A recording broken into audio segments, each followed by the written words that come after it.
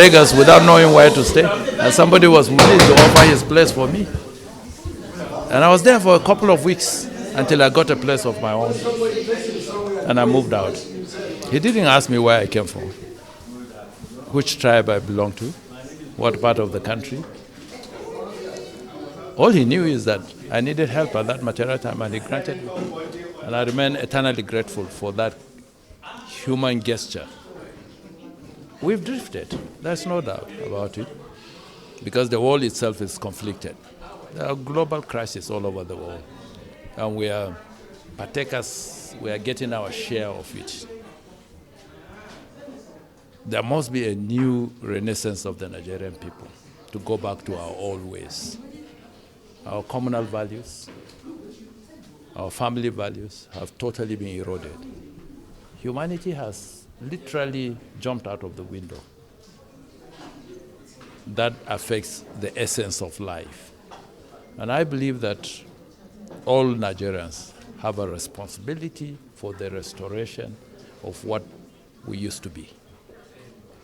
It's not only left for the government. I've served in government. I know the limitations of government. The people themselves must awake from their slumber and begin to do things differently. We must be our brother's keepers. We must care for human life. If we do not return to those old days and old ways, we will continue to drift. Like I said, it's a global phenomenon. Everywhere you go, there are crises. But countries evolve means of solving their own crises. We must evolve our indigenous ways of solving our crises. Some of them are inflicted as a result of climate change, all manners of things, economic downturn. So there's intense pressure on the lives of our people. Government is an enabler to relieve these pressures. But the conscious decision must be taken by the people themselves. Is it what we are? Or could we live in the midst of our diversity and differences together and be able to pull this nation and lift it from where it is now? Well, that's what I see for the future. The experience I have. This is not the first time we've been declared a country of particular concern. In 2000 and 2020, the same Trump put us there.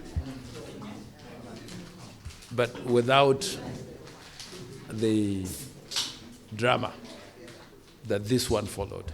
There was no tweet. It was just at the level of a policy decision. And I remember then we engaged. We dispatched a team to Washington, made up of technocrats. We applied soft diplomacy in terms of reaching out to friends within the global diplomatic community. And we leveraged the advantage of the stature of President Buhari then to talk. A lot of things happen in the diplomatic climb behind the doors. It's not for media consumption. And eventually, we got Biden in 2021 to delist us. I expect that that is what is ongoing now. And I believe that there should be less of noise and more of engagement. President Buhari will always remind me that America has a big stick. And if they hit your head with it, the headache will never disappear. In his lighter moods, he would always remind me that caution in dealing with superpowers is important.